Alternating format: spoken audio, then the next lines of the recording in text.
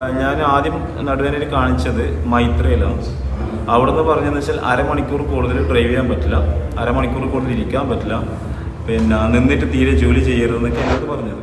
ഞാൻ ഇത്രയും ട്രെയിൻ കയറി ഇറങ്ങി ഇത്ര മണിക്കൂർ ഇരുന്നു, ഇതുവരെ എനിക്ക് നടുവേദന ഉണ്ടായില്ല. കാരണം എനിക്ക് അങ്ങനെ ഇരിക്കാൻ വേണ്ടി കഴിയും. 3:30 ട്രെയിൻ കയറി ഇവിടെ എത്തിയത് രാത്രി 12 മണിക്കാണ്.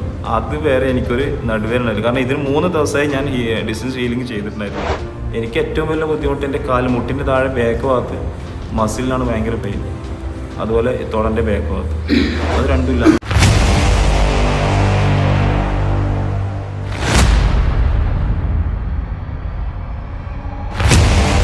ഞാൻ നാട്ടിലേക്ക് വരുന്ന വേറൊരു ഉദ്ദേശമുണ്ട്. എനിക്ക് നടുവേദന ഉണ്ട്, അപ്പോൾ അതും കൂടി കാണിക്കണം എന്നുള്ള രീതിയിലാണ് നാട്ടിലേക്ക് വരുന്നത്. കാരണം എൻ്റെ നടുവേദനയ്ക്ക് മംഗലാപുരം ഹോസ്പിറ്റൽ മുതൽ ഞാൻ തിരുവനന്തപുരം വരെ നടന്നു. ആയുർവേദവും ഇംഗ്ലീഷും അലോപ്പതി ഒക്കെ ചെയ്തിട്ട് അന്നേരം ഭേദം ഉണ്ടാവും. പിന്നെ ആദ്യം പഴയ പറഞ്ഞ പോലെ തന്നെ. എത്ര വർഷമായിട്ടുള്ളത്? 20 വർഷമായി. നിങ്ങൾക്ക് വയസ്സ് എത്ര ഉണ്ട്?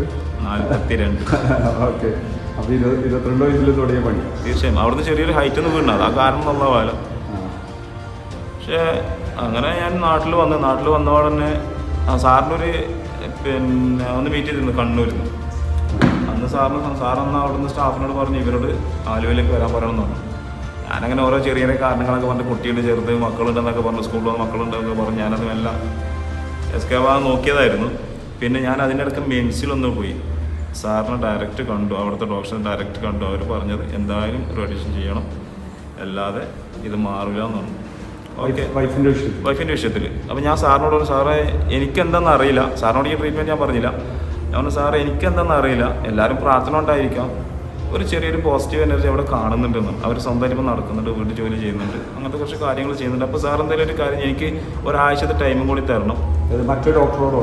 മിംസിൻ്റെ ഡോക്ടറോട്. മിംസിൻ്റെ ഡോക്ടർ ഞാൻ പറഞ്ഞു എനിക്ക് ഒരാഴ്ച കൂടി ടൈം തരണം, കാരണം അവർ പെട്ടെന്ന് ചെയ്യണമെന്ന് പറഞ്ഞതല്ലേ. അപ്പോൾ ഞാൻ പറഞ്ഞു, സാർ അങ്ങനെ ഉണ്ടെങ്കിൽ ഞാൻ വന്നിട്ട് ഒരാഴ്ച കഴിഞ്ഞിട്ട് നമുക്ക് MRI എടുക്കാം, MRI എടുത്തിട്ട് എന്തെങ്കിലും ബുദ്ധിമുട്ട് നമുക്ക് ചെയ്യാമെന്ന് പറഞ്ഞു. അപ്പോൾ ഞാൻ പിന്നെ നിസാർ സാറിനെ ഞാൻ രണ്ടാമത് കോൺടാക്ട് ചെയ്തു. കാരണം ഈ ഡിസ്റ്റൻസ് ഹീലിങ്ങിന് നമ്മളിപ്പോൾ സംസാരിച്ചുകൊണ്ടിരുന്നു. ഞാൻ ചില മെസ്സേജുകൾ എഴുതി വിട്ടിട്ടുണ്ടായിരുന്നു, അന്നത്തെ അനുഭവങ്ങളും കാര്യങ്ങളൊക്കെ. അപ്പോൾ ഞാൻ ഒരു സൺഡേ നമ്മൾ കണ്ണൂരിൽ നിന്ന് കണ്ടു. അന്ന് ഞാനും സ്റ്റാർട്ട് ചെയ്തു. കാരണം എനിക്ക് നടുവേദന ഉണ്ട്, കാരണം ഇത് മാറുമല്ലോ എന്ന് അറിയണമല്ലോ. അങ്ങനെ അവിടുന്ന് സ്റ്റാർട്ട് ചെയ്തു. പിന്നെ വീട്ടിൽ നിന്ന് ഹീലിംഗ് ചെയ്തു. അപ്പോൾ അതിനകത്ത് എനിക്ക് കുറച്ചൊരു മാറ്റങ്ങളുണ്ടായി. കാരണം എനിക്ക് ഇവിടുന്ന് ഞാൻ ആദ്യം നടുവേദനയിൽ കാണിച്ചത് മൈത്രയിലാണ്.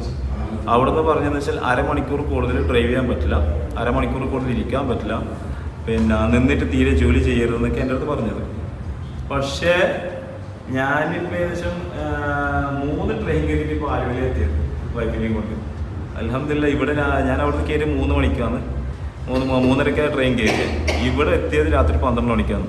അതുവരെ എനിക്കൊരു നടുവേദന ഉണ്ടായില്ല. കാരണം ഇതിന് 3 ദിവസമായി ഞാൻ ഡിസ്റ്റൻസ് ഹീലിംഗ് ചെയ്തിട്ടുണ്ടായിരുന്നത്. ആലുവ വരെ എനിക്ക് നടുവേദന ഇല്ല. നടുവേദന വെച്ചാൽ എനിക്ക് ഞാൻ ബെൽറ്റ് ഇട്ടിട്ടാണ് നടക്കൽ, ബെൽറ്റ് പോലും ഞാൻ എടുത്തിട്ടില്ല. അങ്ങനെ ഒത്തിരി മാറ്റങ്ങൾ. പിന്നെ ഇവിടെ വന്നതിന് ശേഷം ഒത്തിരി, കാരണം ഞാൻ പറഞ്ഞു ഞാൻ 3:30 ട്രെയിൻ കയറിയിട്ട് 3 ട്രെയിൻ, കാരണം ടിക്കറ്റ് ഇഷ്യൂ ഉള്ളതുകൊണ്ട് 3 ട്രെയിൻ കയറേണ്ടെന്ന് ഇവിടെ എത്താൻ വേണ്ടിയിട്ട് രാത്രി 11:45 ഇവിടെ ഇറങ്ങിയത്. 11:45 എൻ്റെ ഫ്രണ്ട് ബഷീർക്ക് വന്നിട്ട് എന്നെ പിക്ക് ചെയ്തത്. അപ്പോൾ ഞാൻ ബഷീർക്കാർ തന്നെ പറഞ്ഞു, ബഷീർക്ക് ഞാൻ ഇത്രയും ട്രെയിൻ കയറി ഇറങ്ങി ഇത്ര മണിക്കൂർ ഇരുന്നു, ഇതുവരെ എനിക്ക് നടുവേദന ഉണ്ടായില്ല. കാരണം എനിക്ക് അങ്ങനെ ഇരിക്കാൻ വേണ്ടി കഴിയില്ല. ഒന്നിക്കും ഇരിക്കണം അല്ലെങ്കിൽ നിൽക്കണം, കിടക്കാൻ തീരെ പറ്റില്ല, അങ്ങനത്തെ അവസ്ഥയായിരുന്നു. പക്ഷേ അത്രയും മണിക്കൂർ ഞാൻ യാത്ര ചെയ്തിട്ട് എനിക്കൊരു അനുഭവം ഉണ്ടായിട്ടില്ല. പിന്നെ ഇവിടെ വന്ന് ചെയ്തു. ഇപ്പം മാറിയെന്ന് തന്നെ പറയാം. എനിക്ക് ഏറ്റവും വലിയ ബുദ്ധിമുട്ട് എൻ്റെ മുട്ടിൻ്റെ താഴെ ബാക്ക് ഭാഗത്ത് മസിലിനാണ് ഭയങ്കര പെയിൻ, അതുപോലെ തൊടൻ്റെ ബാക്ക് ഭാഗത്ത്. അത് രണ്ടുമില്ല, 100% മാറിയെന്ന് തന്നെ പറയാം. പിന്നെ എൻ്റെ കൈ പറയുന്നുണ്ട്. ഞാനിപ്പം ബഷീർക്കാൻ്റെ മൊബൈൽ എടുത്തിട്ട് ഞാൻ പറഞ്ഞു കൈ പറയാൻ നോക്ക്. ഇതൊന്നും ആയിരുന്നില്ല, നല്ലോണം വറക്കും. ഇതിപ്പോ അല്ല, ഇത് വറക്കുന്ന ചെറുതായിട്ട് അല്ല, ഇതായിരുന്നില്ല ഇങ്ങനെ വർക്ക്. എൻ്റെ അനിയന്മാർക്കൊക്കെ നന്നായിട്ട് അറിയാം, എൻ്റെ സ്റ്റാഫിനെ അറിയാം. എൻ്റെ കൈ വറക്കുമ്പോൾ അവർ പറയും. അപ്പം അതിൽ ഭേദമുണ്ട്. ഇപ്പം മെയിനായിട്ട് എനിക്ക് നടുവേദന, ഒരുപാട് മാറ്റമുണ്ട് ചില്ലറ. പിന്നെ എൻ്റെതല്ല വിഷയം, എൻ്റെ വൈഫിൻ്റെ. നമ്മുടെ ജീവൻ അതാണല്ലോ. ഇപ്പം ഞാൻ അവരറിയാതെ ഇന്നലെ ഇവിടുന്ന് ഇറങ്ങുമ്പോൾ ഞാൻ വീഡിയോ എടുത്തു, എൻ്റെ ഉമ്മാക്ക് എൻ്റെ അനിയന്മാർക്കൊക്കെ വിട്ടു. അവരിങ്ങോട്ട് എനിക്ക് റിസൾട്ട് ഒന്ന് മാറിയല്ലോ എന്നാണ് പറഞ്ഞത്.